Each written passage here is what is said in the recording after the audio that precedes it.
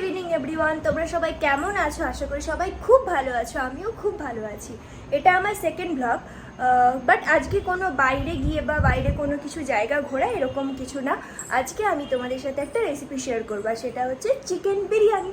তো চলো, এখন বাজে সন্ধ্যে 7:30। আমি পুরোটা শেয়ার করব কিভাবে করি, আর যারা জানো না তাদের একটু হেল্প হবে, আর যারা জানো তাহলে তো তাদের নাও ভালো লাগতে পারে, আবার লাগতেও পারে। তো চলো দেখতে থাকো। বিরিয়ানি রান্না করার জন্য যে যে জিনিসগুলো দরকার, এখানে রয়েছে ঘি, এটা জিরে গুঁড়ো, এটা বিরিয়ানি মশলা, এটা একটু অল্প চিনি, এটা গরম মশলা, এটা হলুদ, আর এখানে হচ্ছে অল্প শুকনো লঙ্কা, কারণ আমি পেস্ট করে রেখেছি কাঁচা লঙ্কার। আর এখানে রয়েছে কসুরি মেথি, আর এটা মিঠা আতর। আর রান্নাটা পুরোটাই আমরা সর্ষের তেলে করবো, তাই এখানে রয়েছে সর্ষের তেল। আর এখানে কিছুটা পেঁয়াজ, কারণ কিছুটা বেরেস্তার জন্য লাগবে, আর বাকিটা রান্নাতে লাগবে। এখানে রয়েছে আদা রসুন পেস্ট, এখানে টমেটো আর কাঁচা লঙ্কার পেস্ট, আর এখানে জাস্ট মিল্কের ওপর আমি একটু ফুড কালার মিশিয়ে রেখেছি, আর জল, আর এখানে মিঠা আতর, কেওড়া জল। এখানে আমি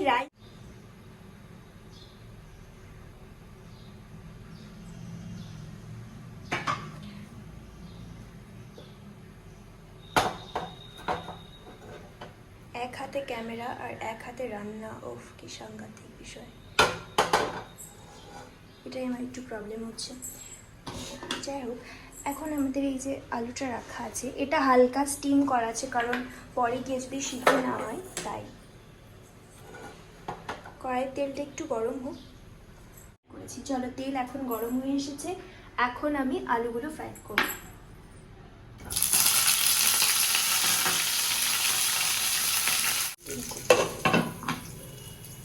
রাইসটাকে আমি আগেই করে রেখেছিলাম, কারণ টাইমটা কিছুটা বাঁচানোর জন্য রাইসটা আমি অনেকক্ষণ আগেই করে রেখেছি। এটা আমার পরে কাজে লাগবে, এখন কোনো দরকার নেই। এখন আমি আলুটা প্রায় হয়ে এসেছে, এটাকে এখন তুলে নেব। আলুটা আমি তুলে রেখেছি, এখন আমি পেঁয়াজটা ভেজে নিতে হবে। তার জন্য কড়াই দিয়ে দিলাম কিছুটা তেল, যদিও কড়াই এখন খুব হিটে আছে, দিলেই আশা করছি হয়ে যাবে। পেঁয়াজগুলো আমি দিয়ে দিলাম। আমি যেহেতু কোয়ান্টিটি অনেক কম, তাই আমি বেশি পেঁয়াজ দেবো না। আমার প্রথমত এটা ভালো লাগে না, তাও যেহেতু দিতে হয় তাই আমি দিচ্ছি।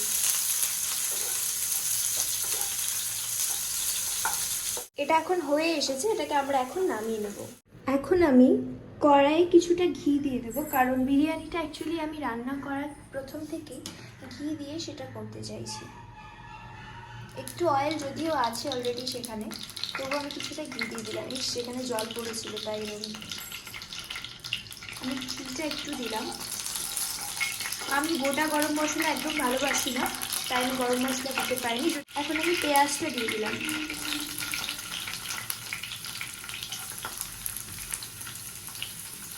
এটা এখন চিকেনটা রান্না হবে। আমি ম্যারিনেট করে রান্না করতে ভালোবাসি না, তাই আমি ডিরেক্টলি এটাই করছি।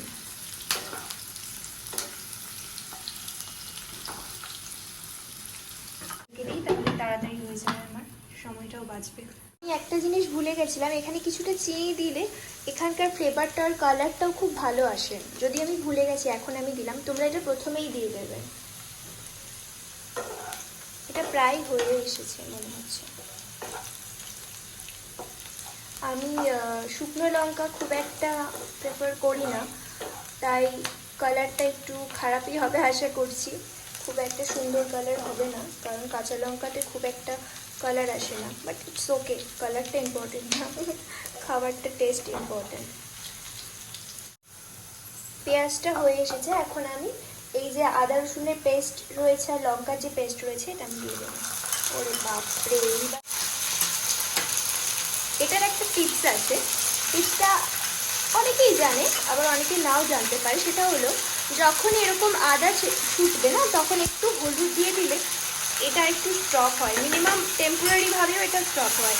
একটু হলুদ দিয়ে দেবে যখন তোমাদের খুব ফুটবে মনে হচ্ছে। যারা নতুন রান্না করছো তাদের জন্য আশা করি এই টিপসটা কাজে লাগবে। এটা আমি আমার ছোটোবেলার থেকে শুনে আসছি মায়ের কাছ থেকে। হলুদ দিলে এই একটু ঠিক হলো, নাহলে এটা এখন কন্টিনিউয়াসলি চলেই যেত। হ্যাঁ, এখন আমি কাঁচা লঙ্কা আর এই টমেটোর পেস্টটা দিয়ে দিলাম।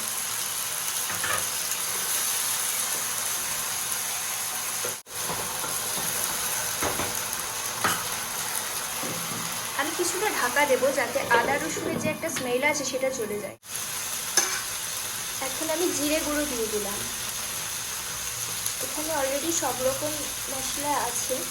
বিরিয়ানি মশলা এখানে আমি কিছুটা দিলাম, আর কিছুটা আমি পরের অংশের জন্য রেখে দিলাম। যখন আমি ওটা লেয়ার করব তখন আমার কিছুটা প্রয়োজন হবে।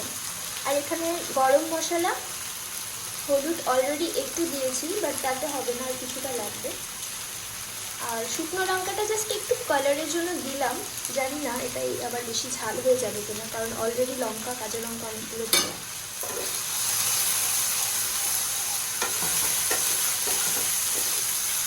হালকা একটু কিছুটা আমি জল দেবো, কিছুটা আমি কসুরি মেথি দেবো।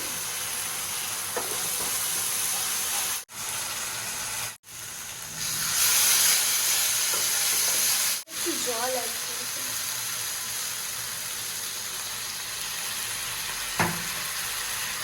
এখন আমি এখানে অ্যাড করে দিলাম চিকেনটাকে।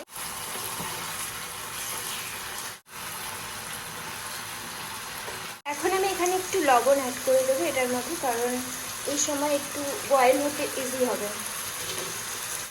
আচ্ছা চলো দেখা যাক এটার কত দূর হলো।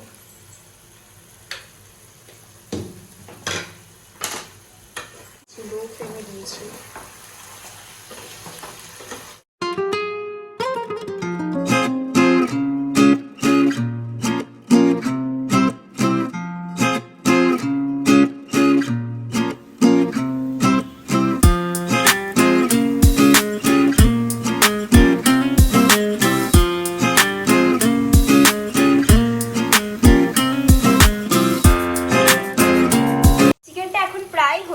প্রায় না, কমপ্লিটলি হয়ে এসেছে আই এম শিওর, কারণ এদিকে তেল ছেড়ে গেছে, মানে এটা একদম ঠিকঠাক।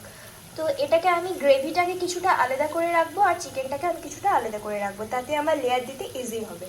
কিছুটা সাদা তেল দিয়ে একটু কড়াইটাকে গরম করে নিয়ে দেন আমি এখন একটু ভাতটা দিয়ে দেবো।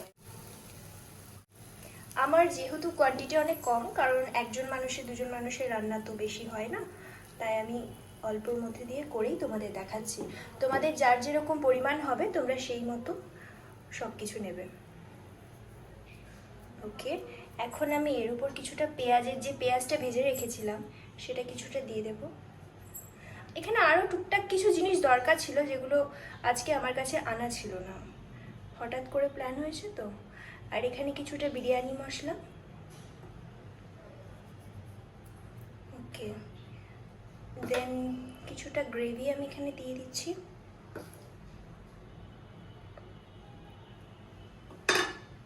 আর চিকেনগুলো এখানে এখন দিয়ে দিতে হবে। আমার তো হাতেই দিতে হচ্ছে, কারণ উপায় নেই, আমার এক হাতে ফোন নিয়ে এক হাতে সম্ভব হচ্ছে না। আচ্ছা, এখন একটুখানি ঘি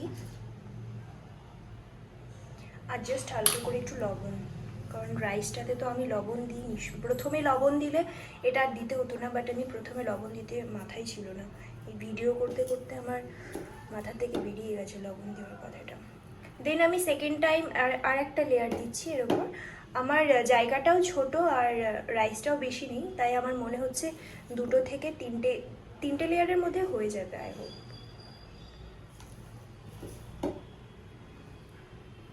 গ্যাসটা বন্ধ করে করবে, তারপরে গ্যাসটা অন করবে। তারপর সেমভাবে আবার পেঁয়াজগুলো দিয়ে এর ওপর কিছুটা গ্রেভি,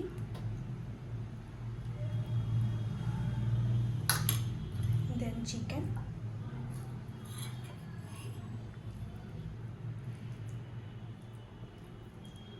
ফাইনালি আমার এটা কমপ্লিটের দিকে।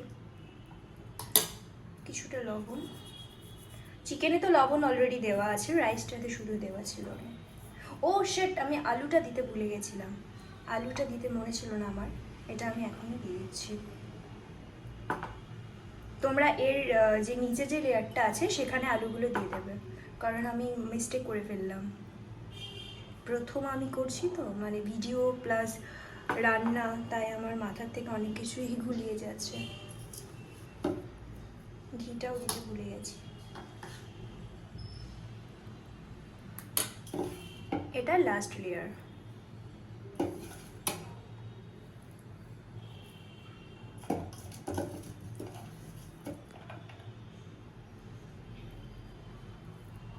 আমাকে হাত দিয়ে করতে হচ্ছে, কেউ কিছু মাইন্ড করো না, কারণ আমার ক্যামেরাটা ধরে দেওয়ার কেউ নেই, আমি এক হাতে করছি, তাই আমাকে দুই দিকটা সামলাতে হচ্ছে, স্পুন দিয়ে সম্ভব হচ্ছে না। কিছুটা বিরিয়ানি মশলা, এটা না দিলেও হবে কারণ চিকেনে অলরেডি একটু দেওয়া আছে, তো ফ্লেভারের জন্য।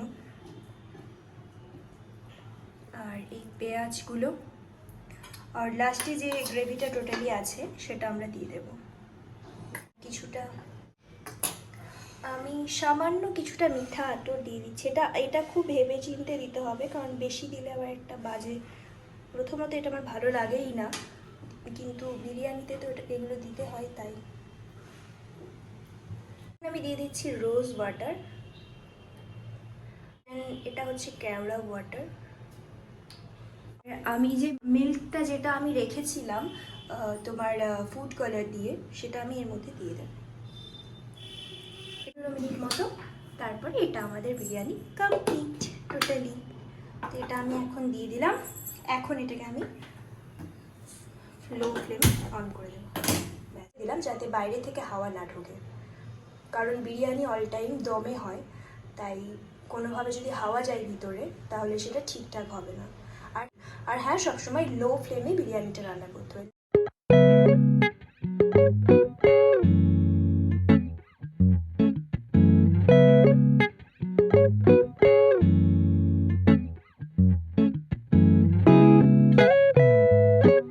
ফাইনালি আমার বিরিয়ানি কমপ্লিট, একদম পারফেক্ট হয়েছে। আমি জানি না খেতে কেমন হয়েছে, বাট স্মেল ভীষণ ভালো, একদম দোকানের মতোই।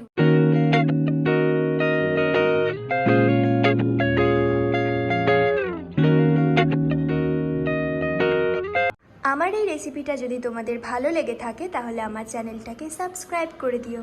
Good night.